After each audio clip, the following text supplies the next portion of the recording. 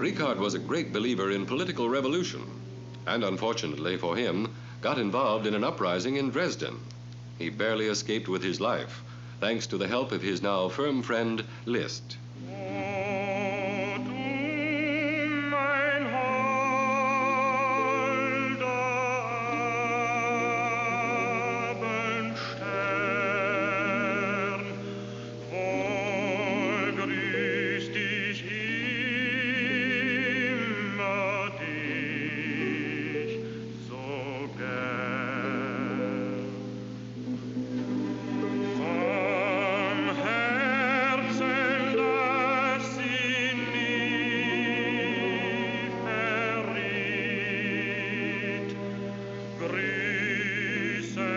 He was living now in Zurich, Switzerland, with Minna, as poor as a church mouse as usual. The next opera was to be Lohengrin, the story of a knight who comes to aid a beautiful maiden and who finally returns to his own land because the maiden doesn't trust him. It is from the beginning of the third act of Lohengrin that this famous bridal march is taken.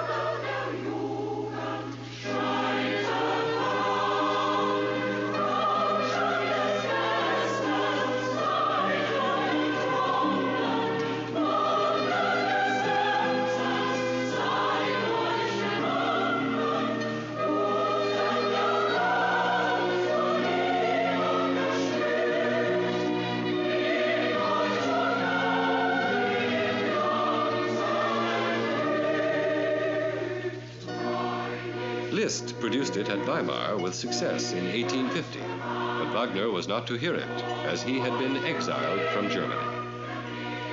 Tristan and Isolde is a story which Wagner found in a book of Irish legend. It was to absorb him for almost 4 years. Wagner was asking for better and better singers, larger orchestras, often with no luck at all. In Vienna, which had planned to produce Tristan, it was canceled after rehearsals because a tenor good enough to do it justice could not be found. It was not until 1865 that Tristan was first produced in Munich.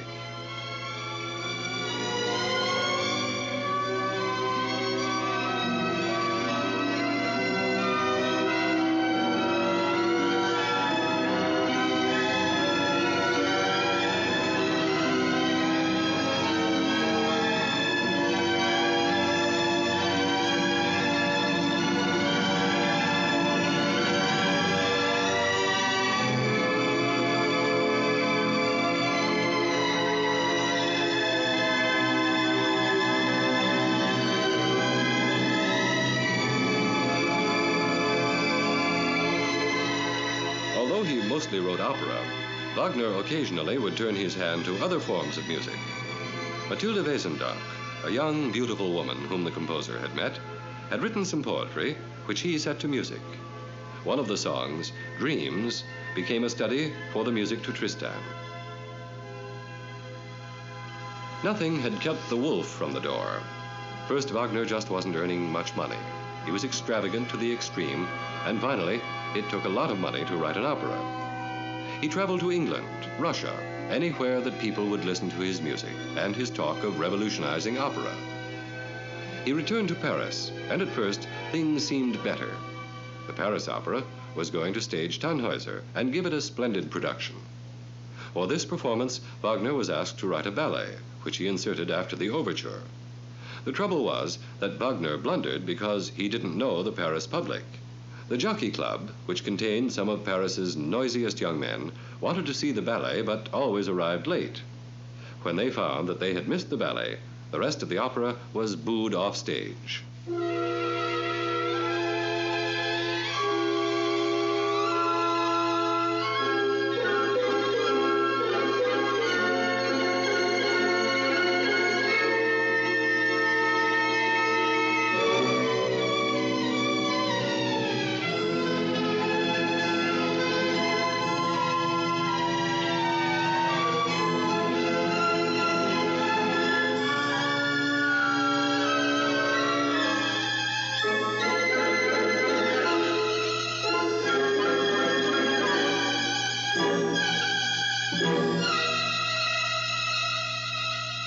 this worst of all moments in Wagner's life, a miracle occurred. First, he was allowed to come back to Germany. And best of all, King Ludwig of Bavaria summoned Wagner to his court. The king told Wagner that he was to have a handsome pension and a house. His operas were to be performed, with him directing, in Munich. It all seemed too good to be true.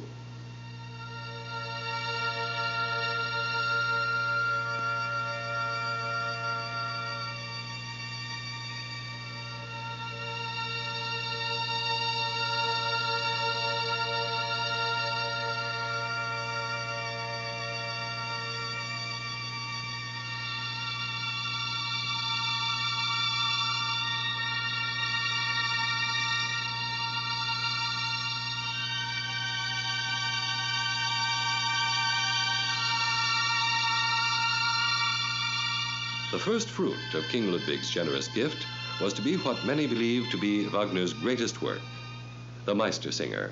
For once, it was a comic opera, the story of the medieval guilds of singers who held a contest of songs.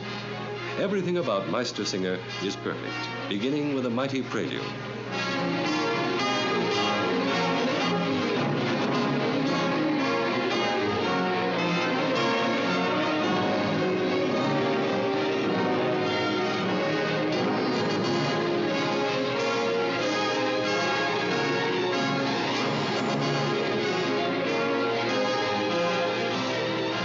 Wagner created in Hans Sachs one of the most beloved of all operatic characters.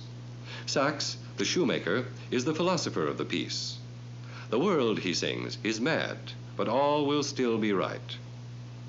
Walter von Stolzing, the young knight who vies for the hand of the beautiful Eva, sings one of Wagner's finest melodies, the Prize Song.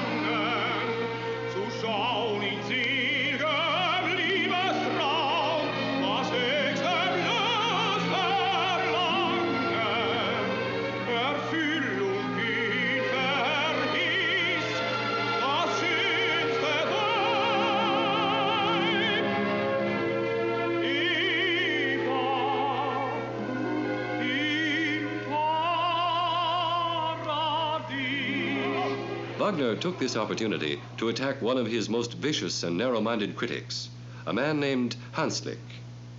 In the character of Beckmesser, Wagner skillfully portrays the untalented, thieving villain who wants to win Eva for himself.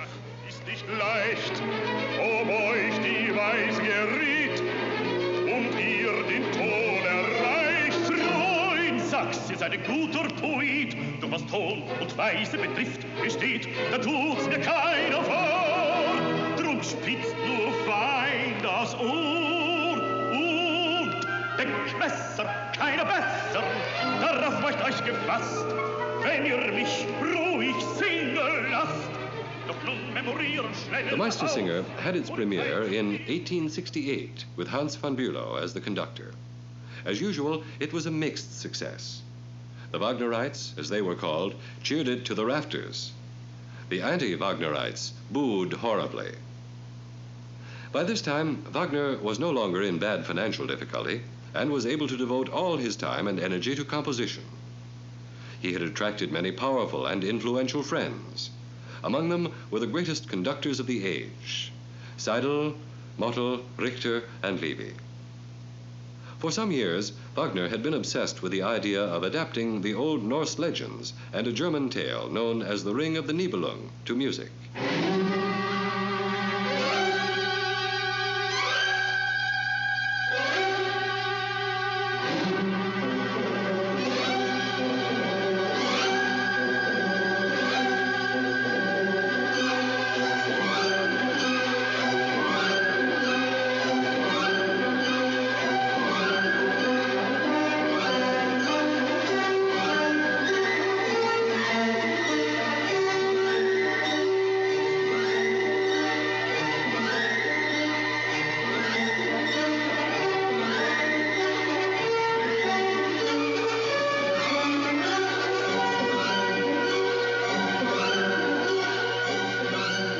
first, he thought of only one opera, to be called Siegfried's Death, and for this he wrote the libretto.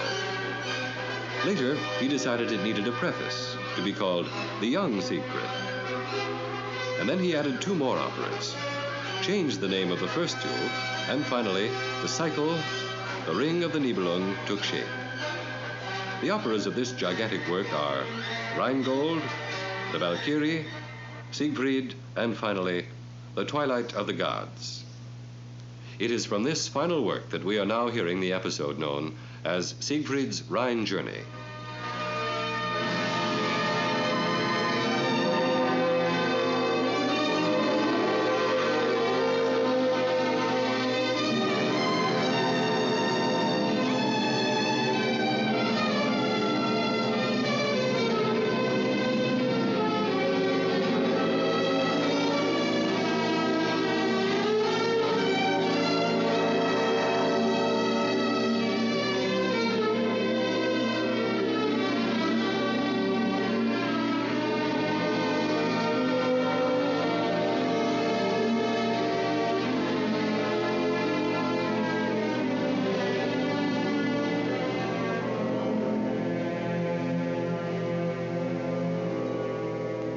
This gigantic group of operas occupied Wagner off and on for over 26 years.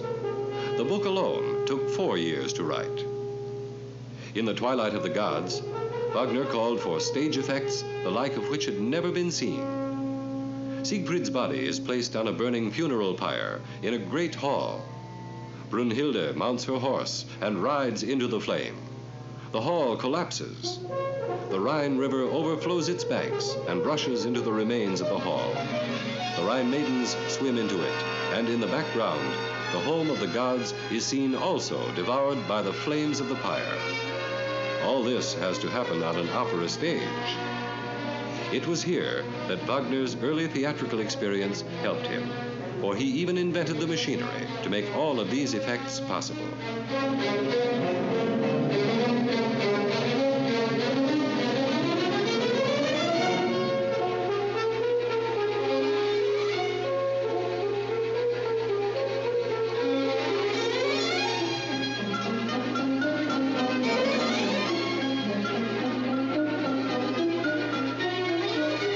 But mere machinery wasn't enough for Wagner. He wanted an opera house designed to house his operas, and only his operas. The architect was, you've guessed it, Richard Wagner. It took years, a tremendous amount of money that even King Ludwig could not give in full. But finally, it was built in the little German town of Bayreuth and called the Festival House. And what a magnificent house it was. There were no pillars and no boxes or posts, so that everyone had an equally good view of the stage, no matter where he sat. Wagner had long since parted from poor Minna, and in 1868 she died. Soon after, Wagner married Cosima, who was the daughter of Franz Liszt, and formerly the wife of Hans von Bülow, the great conductor. Cosima presented Wagner with a son, Siegfried, and Wagner prepared a charming surprise for his beloved wife.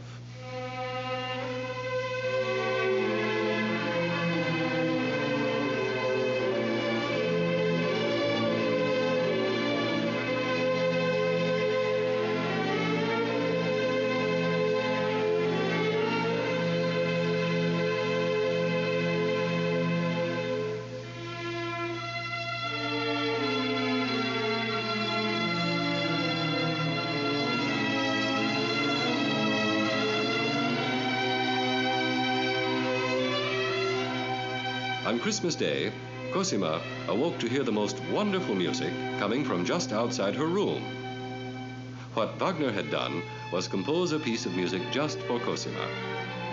Quietly, in the morning, the musicians had assembled on the stairs outside of Cosima's rooms, and the music was the Siegfried Idyll.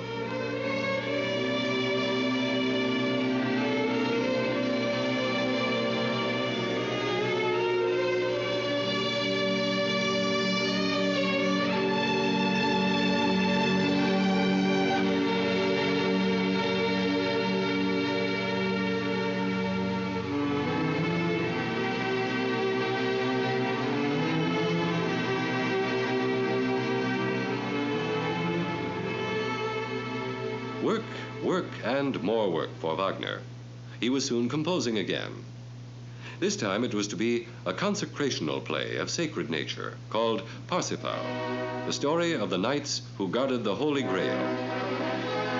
The Good Friday music, which we are now hearing, is one of the most beautiful pieces Wagner ever wrote.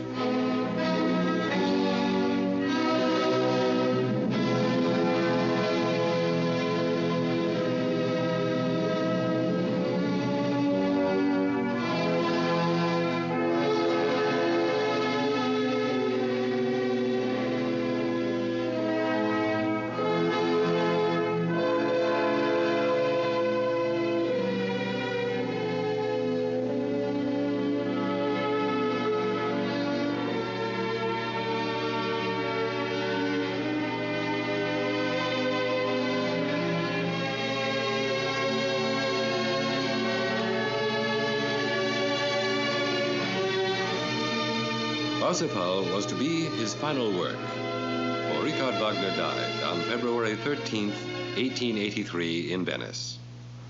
As usual, his mind was full of ideas for an opera. This one was to have been Jesus of Nazareth.